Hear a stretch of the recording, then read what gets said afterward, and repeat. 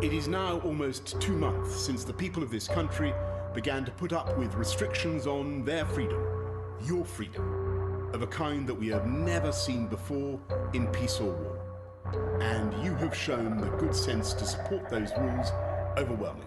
You've put up with all the hardships of that program of social distancing because you understand that as things stand, and as the experience of every other country has shown, it's the only way to defeat the coronavirus, the most vicious threat this country has faced in my lifetime.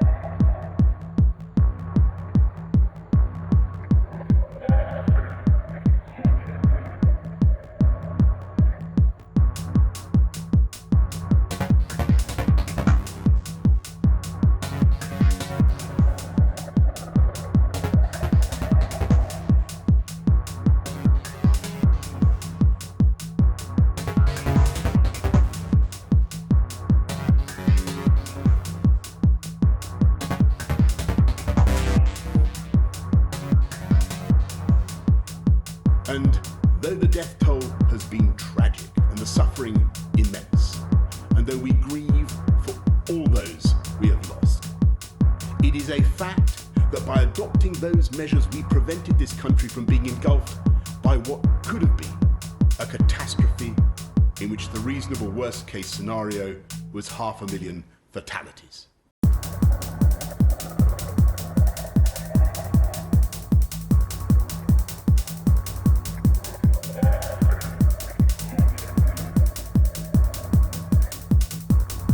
We must also recognise that this campaign against the virus has come at colossal cost to our way of life. We can see it all around us in the shuttered shops and abandoned businesses and darkened pubs and restaurants. And there are millions of people who are both fearful of this terrible disease and at the same time also fearful of what this long period of enforced inactivity will do to their livelihoods and their mental and physical well-being, to their futures and the futures of their children.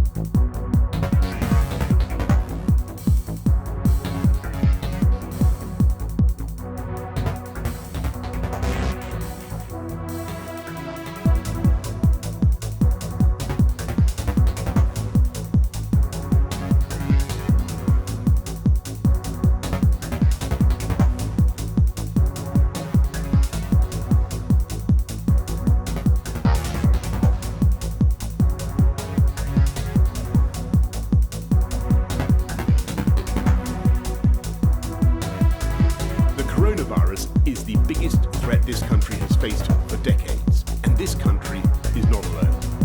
All over the world we're seeing the devastating impact of this invisible killer.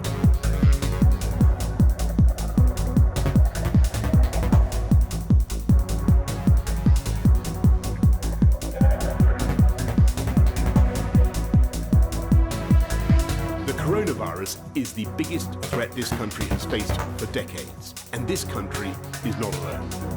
All over the world we're seeing the devastating impact of this invisible killer.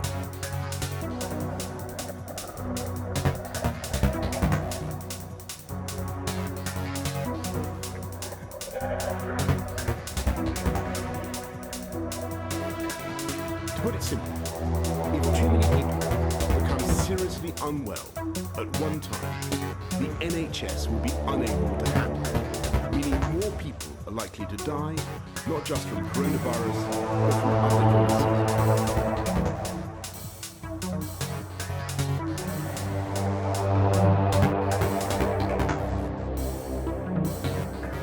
We We must see sustained falls in the death rate. We must see sustained and considerable falls in the rate of infection. We must sort out our challenges in getting enough PPE to the people who need it. And yes, it's a global problem, but we must fix it. And last, we must make sure that any measures we take do not force the reproduction rate of the disease, the R, back up over 1, so that we have the kind of exponential growth we were facing a few weeks ago. And to chart our progress and to avoid going back to square one, we're establishing a new COVID alert system run by a new joint biosecurity center. And that COVID alert level will be determined primarily by R and the number of coronavirus cases, and in turn, that COVID alert level will tell us how tough we have to be in our social distancing measures. The lower the level, the fewer the measures, the higher the level, the tougher and stricter we will have to be. There will be 5 alert levels. Level 1 means the disease is no longer present in the UK, and level 5 is the most critical, the kind of situation we could have had if the NHS had been overwhelmed.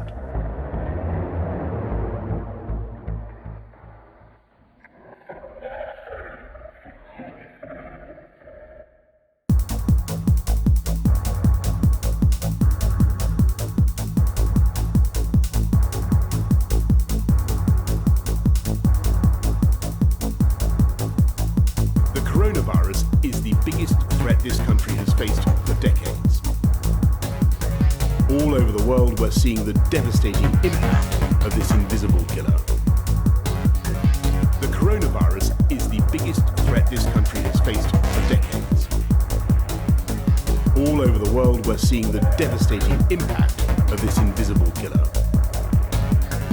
The coronavirus is the biggest threat this country has faced for decades. All over the world, we're seeing the devastating impact of this invisible killer. The coronavirus is the biggest threat this country has faced for decades. All over the world, we're seeing the devastating impact of this invisible killer. The coronavirus is the biggest threat this country has faced for decades. All over the world, we're seeing the devastating impact of this invisible killer.